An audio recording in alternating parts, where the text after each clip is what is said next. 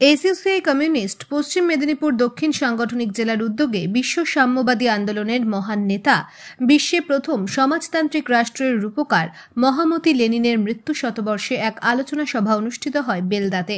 এই আলোচনা সভায় উপস্থিত ছিলেন এসইউসিআই কমিউনিস্ট দলের পশ্চিমবঙ্গ রাজ্য সম্পাদক মণ্ডলীর সদস্য comrade Anurupa Das, comrade Amal Maity, comrade Tushar Jana সহ অন্যান্য নেতৃবৃন্দ। বিকেলে বেলদা শহরে মিছিল ও বেলদা গান্ধী পার্কে আগামী 21শে জানুয়ারি কলকাতার শহীদ মিনার ময়দানে সমাবেশ সফল করার আহ্বান জানিয়ে সভা অনুষ্ঠিত হয়।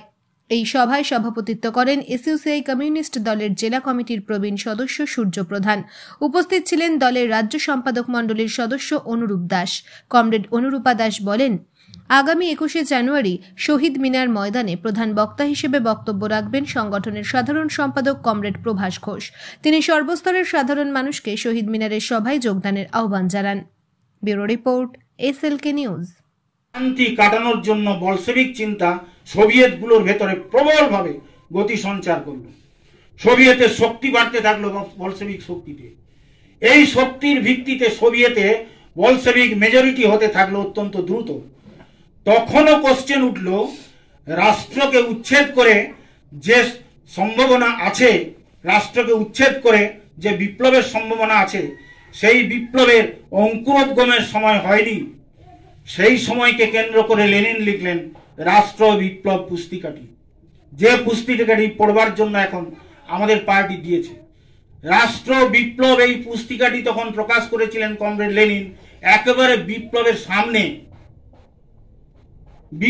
সামনে রাষ্ট্র কি, এবং তিনি মার্কস থেকে শুরু করে এঙ্গেলস থেকে শুরু করে সমস্ত তথ্য দিয়ে বিশ্লেষণ দিয়ে দেখালেন রাষ্ট্র সম্পর্কে কার্ল মার্কস কি বলেছেন, রাষ্ট্রকে উচ্ছেদ করার সময় সম্পর্কে কার্ল মার্কস কি বলেছেন, মার্কসের মৃত্যুর পরে এঙ্গেলস তাতে কি সংযোজন করেছেন, এবং তা বুঝতে হলে রাষ্ট্র সম্পর্কে উপলব্ধি কি করতে হবে। রাষ্ট্র উদারয় কি বলতে বোঝায়, রাষ্ট্র কিভাবে মুছে যাবে, রাষ্ট্রকে উচ্ছেদ করবে শ্রমিক শ্রেণী।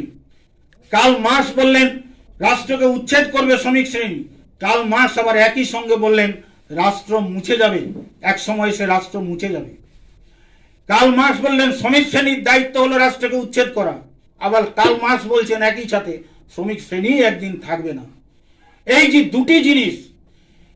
দুটি জিনিসের মধ্যে একটা জেনারেল ফ্যালাসির মতো জিনিস আছে। মার্ক্সবাদী শিবিরের মধ্যে এই বিভ্রান্তি ছিল, যে শ্রমিক শ্রেণী রাষ্ট্রকে উচ্ছেদ করবে সেই শ্রমিক শ্রেণী যদি একদিন না থাকে তাহলে কি হবে। যে শ্রমিক শ্রেণী সমাজতান্ত্রিক রাষ্ট্র গঠন করবে সেই সমাজতান্ত্রিক রাষ্ট্রই যদি গঠন না করে তাহলে সভ্যতা চলবে কি করে, সমাজ চলবে কি করে।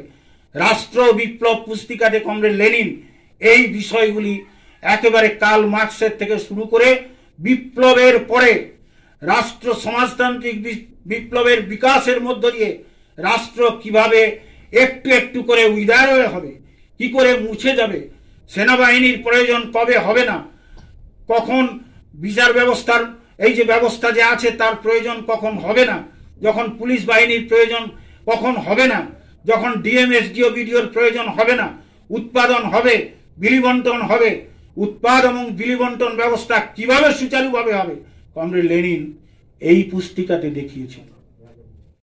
দরিদ্র ছিল না সমাজতন্ত্র প্রতিষ্ঠা হওয়ার পর।